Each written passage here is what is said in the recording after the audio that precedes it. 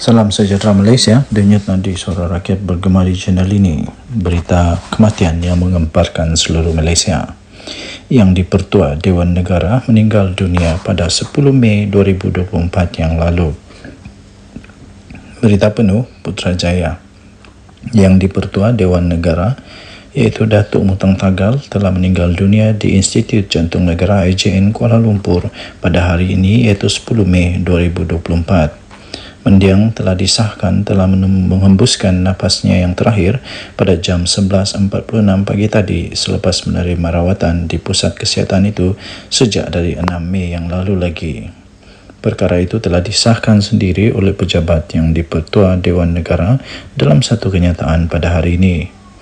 Menurut kenyataan itu, beliau menerima rawatan di IJN setibanya di Malaysia pada 6 Mei 2024 dari Azerbaijan untuk lawatan kerja rasmi.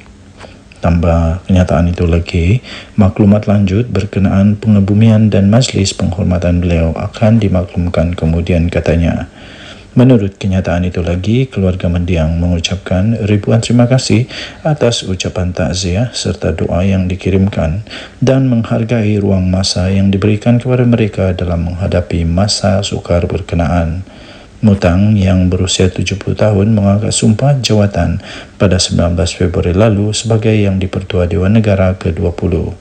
Beliau adalah orang ulu yang pertama yang dilantik memegang jawatan itu selain beliau pernah berkhidmat sebagai ahli Parlimen Bukit Mas di Sarawak dari tahun 1982 sehingga 1990 dan memiliki latar belakang pendidikan serta praktis dalam bidang perundangan. Mendiang meninggalkan seorang balu dan 3 orang anak. Mutang Tagal telah berjaya mengangkat nama Lun Bawang. Pemergian yang di-Pertua Dewan Negara Datuk Mutang Tagal merupakan satu kehilangan besar buat Sarawak dan negara. Figura daripada suku kaum Lun Bawang iaitu satu daripada etnik orang Ulu di utara Sarawak itu meninggal dunia kira-kira jam 11.45 pagi pada usia 69 tahun di Institut Jantung Negara IJN Kuala Lumpur. Beliau dilahirkan pada 5 Oktober 1954. Mendiang yang berasal dari Lawas menerima pendidikan awal di Sekolah Kebangsaan SK Long Semadoh dan SK Berkalalan sebelum menempuh zaman remaja di Sekolah Menengah Kebangsaan SMK Limbang dan SMK Lawas. Beliau kemudiannya melanjutkan pelajaran di Kolej Tun Datuk Tuanku Haji Bujang di Miri dan seterusnya mengikuti pelajaran dalam bidang undang-undang di Universiti Malaya. Hikmat bakti Mutang dalam gelanggang politik bermula apabila beliau menang tanpa bertanding di kerusi Parlimen Bukit Mas pada 1982 dan terus kekal menjadi wakil rakyat kawasan itu sehingga tahun 1990. Panggilan untuk berbakti di peringkat persekutuan muncul sekali lagi apabila Mutang yang memiliki latar belakang sebagai pengamal undang-undang telah dilantik sebagai yang di-Pertua Dewan Negara yang ke-20 pada 19 Februari lalu. Pelantikan itu sekaligus telah mencipta sejarah tersendiri apabila Mutang menjadi pemimpin pertama dari etnik Lun Bawang yang dilantik ke jawatan tertinggi Dewan Terhormat itu. Beliau menggantikan Tun Dr. Wan Junaidi Tuanku Jafar yang meletakkan jawatan susulan dilantik sebagai yang di-Pertua Negeri Sarawak pada 26 Januari lalu. Selain itu, Mutang juga menjawat beberapa jawatan lain, antaranya Presiden Dewan Perniagaan dan Industri Orang Ulu OUCCI, Penasihat Undang-Undang Persatuan Lun Bawang Sarawak dan Naib Presiden Persekutuan Perniagaan Sarawak SBF. Pada 6 Mei lalu, Mutang telah menerima rawatan perubatan di IJN susulan masalah kesihatan yang dialaminya ketika beliau berada di Azerbaijan. Mutang tiba di tanah air dari Azerbaijan setelah berada di negara itu untuk lawatan kerja bermula 29 April lalu dan pulang lebih awal daripada yang dijadualkan. Mendiang meninggalkan isteri Datin Ho Mei Leng dan 3 anak. Berita ini daripada bernama diterbitkan semula di biharian.com.my. Denyut nadi suara rakyat bergema di channel ini. Jangan lupa untuk tekan butang subscribe, like dan share. Malaysia kita punya, cinta Malaysiaku, kita jaga kita. Kita jumpa lagi, bye-bye. Salam sejahtera Malaysia.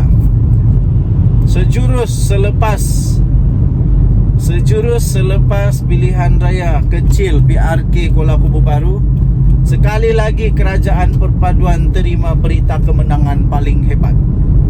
Belum pernah berlaku tau. Belum pernah berlaku. Buat kali pertamanya, sekali lagi. Inilah kehebatannya Perdana Menteri Datuk Seri Anwar Ibrahim. Sekiranya anda setuju memang Perdana Menteri ke-10 hebat, anda boleh komen PM10 hebat, PMX hebat. Dan sekiranya anda rasa memang patut PH menang dan PN kalah, anda boleh komen ya memang patut PN kalah. Begitulah. Apa sajalah kamu komen apa yang kamu mau lah. Cuma jangan memaki Amun lah. Tak baik tau memaki Amun, berdosa. Kemenangan itu ialah kemenangan yang mana anggota beruniform, polis dan tentera sekali lagi telah kembali menyokong kerajaan buat kali pertamanya. Ini dibuktikan dengan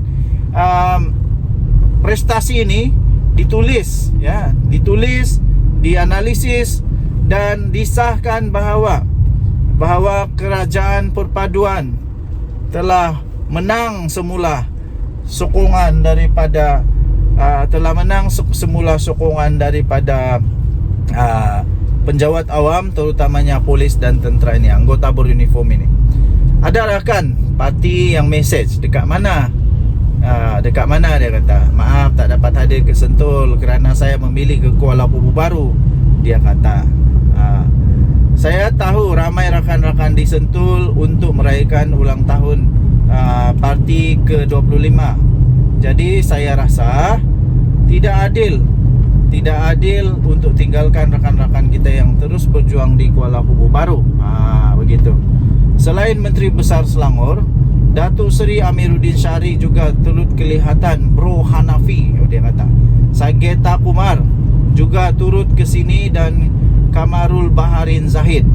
Kami berkumpul di pejabat UMNO bahagian Hulu Selangor. Saya kagum dengan sokongan UMNO untuk pilihan raya kali ini. Mereka begitu bersungguh-sungguh seolah-olah mereka yang bertanding. Bagi saya, selain Pakatan Harapan, keperluan UMNO untuk bersama-sama bekerja keras bukan sekadar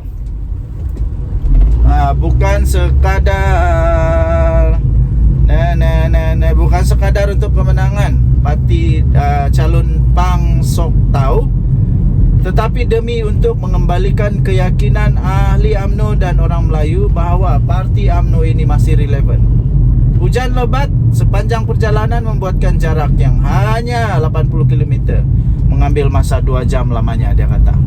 Jadi saya salut kepadanya sebab dia hadir pada hari Khamis lalu untuk bersama TikTokers.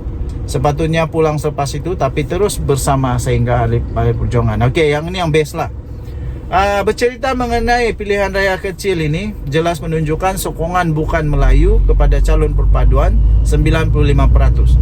Manakala orang Melayu hanya sekitar 32%. Lebih menarik, akhirnya undi pos atau undi awal buat pertama kalinya kembali menyokong kerajaan memerintah. DUN Kuala Kubu Baru pada 2023, Perikatan Nasional 530, PH 146 itu dulu. Tapi sekarang PH 592 dan PN 156. Ini menunjukkan bahawa unit beruniform ini telah kembali menyokong semula kerajaan memerintah. Ini kejayaan yang amat manis, kejayaan yang sangat-sangat penting. Okay? So, tahniah diucapkan. Denyut nadi suara rakyat bergema di channel ini. Jangan lupa tekan butang subscribe, like dan share. Bye-bye.